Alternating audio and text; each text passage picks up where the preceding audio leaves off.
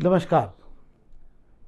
आज फिर शाम की खबरों, शाम के अखबारों की चर्चा चाय के साथ में हम आपके पास फिर सामने मौजूद हैं और मेरे साथी शेखर बागोरा जी भी आज खबरों को लेकर हम चर्चा करेंगे।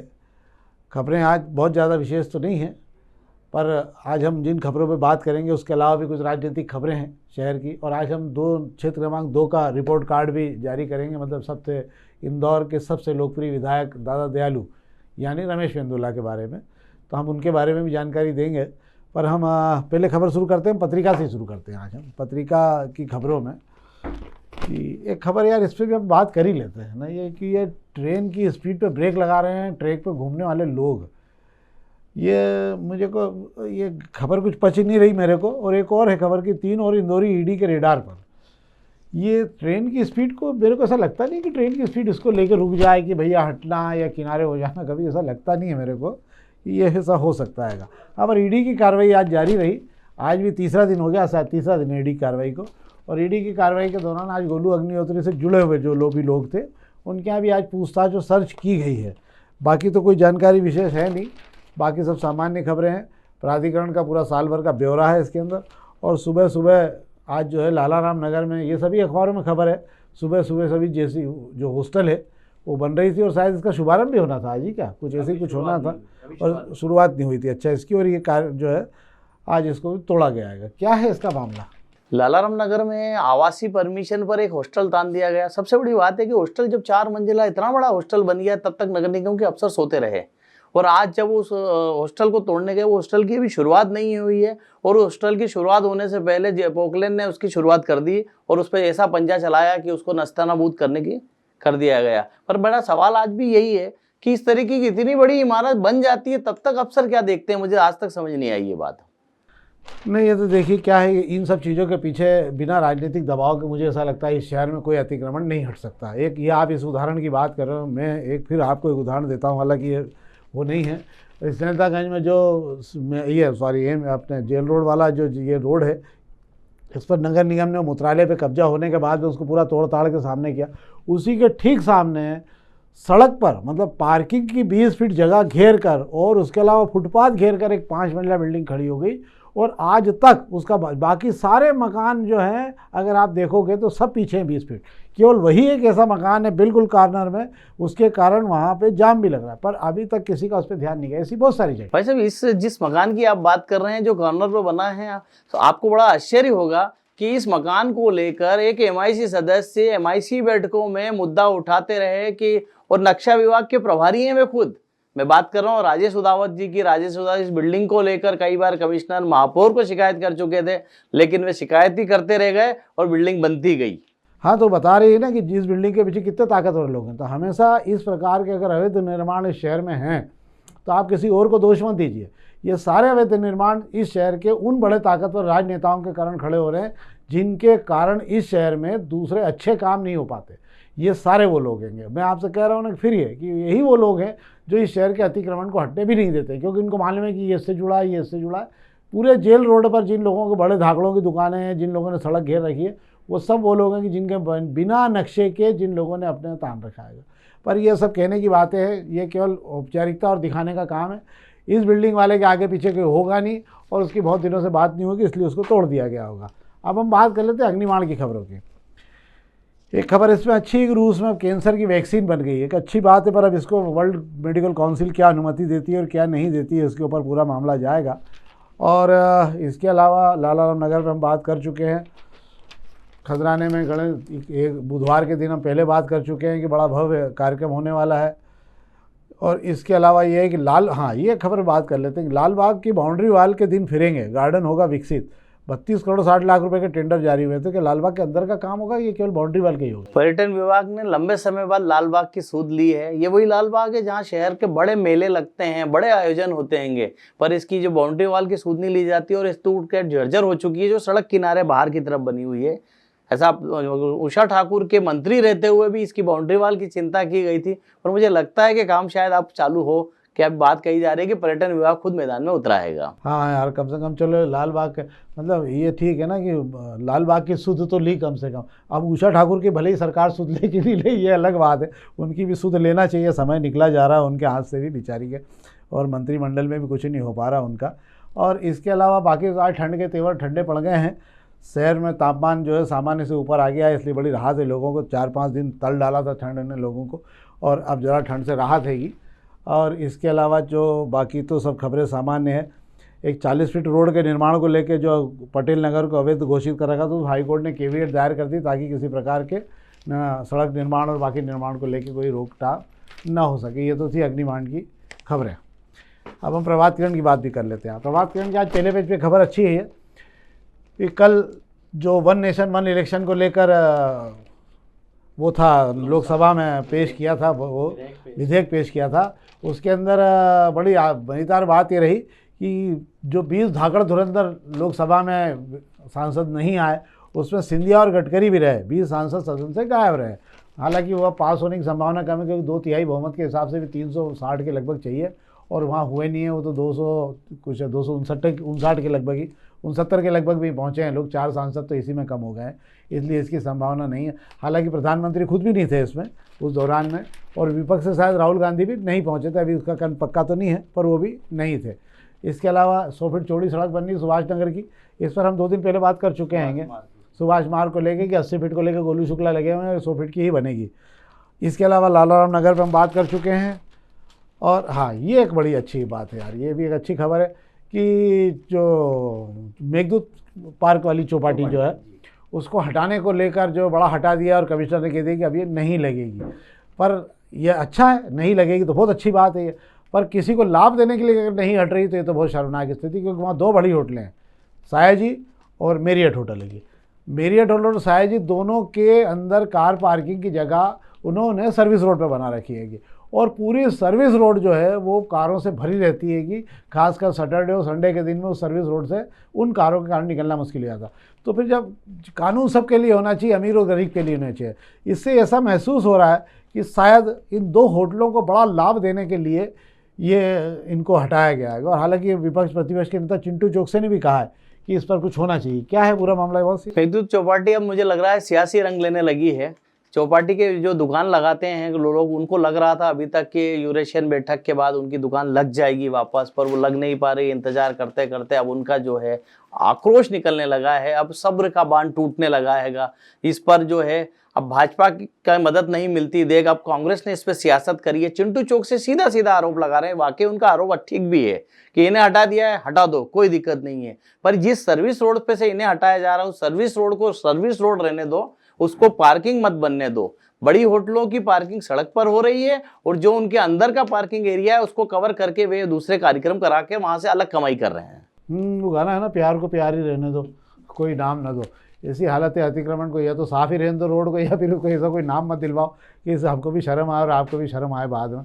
क्योंकि आपके जाने के बाद में ये जो अधिकारी यहाँ पर बहुत पदस्थ हैं, उन्हें भी ये ध्यान रखना चाहिए उनके जाने के बाद भी ये शहर यहीं कहीं रहता है, और उनको याद करता है बाद में कि ये कर्म वो करके गए थे। तो कृपा करके जो है कुछ बेहतर करें, हम और आप मिलकर। अब हम शेखर जी दोपहर की खबरों की बात भी कर लेते हैं। दोपहर की खबरों में आज एक बड़ी खबर है सॉरी, कि अमेरिका में अडानी की से जुड़ी हुई 3 कंपनियां हैं ये, और इन कंपनियों में जो है इन पर 220 अरब डॉलर का वो लगाया गया, जुर्माना लगाया गया। क्यों? कि इन्होंने अपने दस्तावेजों में 70% तक छूट देने के वो बताए, और इसके अलावा ये सारा पैसा जो है अधिकारियों तक रिश्वत में पहुंचाने का पूरा क्रम किया गया है इसके अंदर। और ये तीनों ही कंपनियां जो हैं, ये इसको लेकर डिपार्टमेंट ऑफ जस्टिस ने जो पूरा मामला दिया है, उसके अंदर मॉर्गन कॉर्पोरेशन, ओरेकल इंडिया और एल्वे मार्के, इन तीनों कंपनियों को 220 अरब डॉलर भरने को कहा है। अगर ये नहीं भरेंगे तो उनको केस लड़ना पड़ेगा। और इसमें इस मामले में अमेरिकन डिपार्टमेंट ऑफ जस्टिस ने कहा है कि उनके पास इन सब के खिलाफ पूरे पुख्ता प्रमाण हैं। अगर इन लोगों ने ये पैसे भर दिए तो ये तय है कि अब गौतम अडानी के पास में अमेरिका जाकर पैसे भरने के अलावा कोई दूसरा चारा, जुर्माना भरने के अलावा दूसरा चारा नहीं रहेगा। अगर वो नहीं भरेंगे तो उन्हें वहाँ पर फिर उसके कानून का सामना करना पड़ेगा। एक बात। दूसरी बात ये कि ये भी साथ फेडरल एजेंसी ने कहा है कि सागर अडानी के खिलाफ पूरे पुख्ता सबूत हैं जिसमें ये उनका जो मेल पकड़े गए हैं, जो उनके डिवाइस इलेक्ट्रॉनिक पकड़े गए हैं, उसमें सब में मालूम है कि इन्होंने पैसे दिए हैं। इसलिए मुझे ऐसा लगता है कि शायद अडानी के ख़राब दिन फिर से शुरू हो सकते हैं। दूसरा, अब रेलवे विभाग ने भी घाटे से चल रही ट्रेनों को लिए किराया बढ़ाने की अनुशंसा की है। इसको लेकर जो है उसका लोकसभा की संसदीय समिति ने भी वो किया है, एसी जितने भी यात्री होते हैं उन पर यात्रा का बोझ डाला जाए, क्योंकि 26,000 करोड़ रुपए जो है सब्सिडी देती है सरकार, जिसको देने से अब सरकार बचना चाहती है, क्योंकि बहुत सारी ट्रेनें ऐसी चल रही हैं जो किसी प्रभाव में चल रही थी और घाटे का सौदा हो गई हैं रेलवे विभाग के लिए। ये तो थी पहले पेज की खबरें। इसके अलावा इंदौर मध्य प्रदेश में 10 लाख नए घर बनाने को लेकर हाउसिंग बोर्ड और प्राधिकरणों को अलग अलग जिलों में तय किया जा रहा है कि वो करें, और ये भी काम चालू हो जाएगा थोड़े दिनों में। इंदौर उज्जैन के दक्षिण के लिए यात्रा है। बाकी इसमें सब सामान्य खबरें हैं। खबरों को लेकर गणेश खजाना मंदिर पर इस साल भी फिर पूरे उसके साथ तामझाम रहेगा। और शिक्षा के नाम पर अखंड धाम में चल रहा आयोजन है, शिक्षा के नाम पर बच्चों को बोझ वस्तुओं का बोझ न लादा जाए। तो ये तो थी आज की राजनीतिक खबरें हमारे पास में। अब हम क्षेत्र क्रमांक 2 का रिपोर्ट कार्ड भी बना देते हैं आपको। हम 2 की बात करें, क्षेत्र क्रमांक 2 की, तो क्षेत्र क्रमांक 2 के इस शहर के सबसे लोकप्रिय विधायक अगर हैं तो रमेश मेंदोला हैं। रमेश मेंदोला के साथ में सबसे बड़ी बात यह है कि वो एक बात ऐसे नेता हैं जिनके दरवाजे से लोग खाली नहीं लौटते। खाली से मतलब हर आदमी के लिए वो प्रयास करते हैं कि उनके यहाँ जो दरवाजे पे गया है उसको मदद मिले, कैसे भी मिले, कहाँ से मिल सकती है, कभी इनकार नहीं करते, प्रयास करते रहते हैं कि कहाँ कहाँ से मदद मिल सकती है। अब रहा क्षेत्र के विकास का मामला, शेखर जी, तो क्षेत्र के विकास के मामले में ये बात पक्की है कि अगर गंगा जमुना सरस्वती विकास की बह रही कहीं पे, तो लक्ष्मी सरस्वती सब आज की तारीख में क्षेत्र क्रमांक 2 में बह रही है। जो मजदूर इलाका हुआ करता था, हम कहते थे किसी ज़माने में गरीबों का इलाका हुआ था, कुछ समय तो गुजारिए आके 2 नंबर क्षेत्र में। आप तो कुलकर्णी नगर हो गया, जो कुलकर्णी भट्टा हुआ करता तो कुलकर्णी नगर हो गया। रोड शानदार बन गई है, आसपास बहुत सारे रोड बन गए हैं। और इसके अलावा आप नंदा नगर जाके देखें तो वो भी बहुत सारा काम हो चुका है। एक मेडिकल कॉलेज खुल रहा है, एक 3 मंजिला अस्पताल और खुल रहा है। इसके अलावा सीएम राइजिंग स्कूल बन रहे हैं, 3 स्कूल बन चुके हैं, 2 और बन रहे हैं, और अलग अलग वार्डों में वहाँ काम चला करता है। तो निश्चित रूप से रमेश मेंदोला के, और भागवत भगवान की कथा का तो मतलब इतना साल भर में कम से कम मैं सोचता हूँ शेखर जी कि आप मान के चलो कि 1 महीने तो भव्य भोजन भंडारों के साथ में कथाओं का ऐसा आयोजन चलता रहता है कि पूरा क्षेत्र भक्तमय और भक्तिमय हो जाता है। समझ में नहीं आता कि कौन की कथा सुन के आ रहा है और कौन की कथा में आदमी वापस जा रहा है। और अभी तो कलश यात्रा निकल नहीं रही है, नहीं तो कलश यात्रा और ये सब। और जन्मदिन का मामला भी ऐसा है कि जन्मदिन भी उस इलाके में जिसका बनता है ना, बस वही बना सकता है, दूसरा तो कोई बना ही नहीं सकता। इतना भव्य पैमाने पर जन्मदिन बनता है। मतलब आप समझिए कि पिछले दिनों जो जन्मदिन बने उसमें 2 ट्रक तो हार ही निकले, 800 केक कटे, और एक जगह पे जो है कम से कम मैं सोचता हूँ कि 15-20 हज़ार लोग तो आरती उतारने के लिए खड़े रहे लोगों की। ऐसे जन्मदिन वहाँ बनते हैं। क्या है शेखर जी आपके पास में कोई जानकारी 2 नंबर की? वाकई 2 नंबर विधानसभा की बात इसलिए करते हैं, दादा दयालु सबके चाहते हैं इसलिए हैं कि रमेश जी काम करते हैं। 2 नंबर की भी बात की जाती है। 2 नंबर के मामले में बात करें, नगर निगम ले लें, आईडीए ले लें, या कोई सा भी विभाग ले लें, उनको काम में एक मंजूरी देने में दिक्कत नहीं आती। और 2 नंबर में वाकई जो तरक्की देखी गई है, अब 2 नंबर धनाढ़ी लोगों का इलाका बनता जा रहा है। और 2 नंबर के आसपास जो नए एरिया डेवलप हो रहे हैं, वो एक इस शहर में आने वालों की पहली पसंद बनते जा रहे हैं। लोग वहाँ रहना चाहते हैं, उस तरफ जाना चाहते हैं। इस तरफ जो आधुनिकता आई है नए डेवलपमेंट में, वाकई वो शहर एक नया शहर इंदौर का दिखाई देता है 2 नंबर में। कैलाश वर्गीय ने इस अभियान को शुरू किया था। क्षेत्र क्रमांक 2 में सबसे पहले बाउंड रोड का काम चालू हुआ था, और आज पाटनीपुरा क्षेत्र में मतलब 3 पुलिया से लेकर पाटनीपुरा चौराहे तक एक और बहुत बड़ा सराफा क्षेत्र डेवलप हो चुका है, जहाँ बहुत बड़ी बड़ी सोने चांदी की दुकानें आ चुकी। आपको और भी आश्चर्य होगा कि उसी क्षेत्र में अब सराफे में एक बड़े और कारोबारी की दुकान आ रही है। ये बहुत बड़ी पहचान भी उस क्षेत्र के लिए कि अब लोगों का भरोसा भी उस क्षेत्र में होने लगाएगा। इसके अलावा पर उस क्षेत्र के लोगों की जो सबसे बड़ी शिकायत है वो ये है कि इस पूरे क्षेत्र में लोगों ने, दुकानदारों ने सड़कों पर इस कदर अतिक्रमण कर रखा है कि चूंकि नगर निगम के अधिकारी वहाँ झांकने जाते नहीं हैं, पूरी रोडों पर अतिक्रमण कर रखा है। जो 2 नंबर के रोड हैं, कॉलोनियों के रोड हैं, उसके अंदर इस कदर लोगों ने अपने मकान और ये बना रखेंगे, क्योंकि जब तक वहाँ पर कोई बड़ी कार्रवाई नहीं होती है, लोगों के मन से डर खत्म हो गया। लोग ये मान के चलते हैं कि दादा दयालु के क्षेत्र में नगर निगम तो कोई आना जाना है नहीं, और उस चक्कर में पूरे रोडों का सत्यानाश हो रहा है।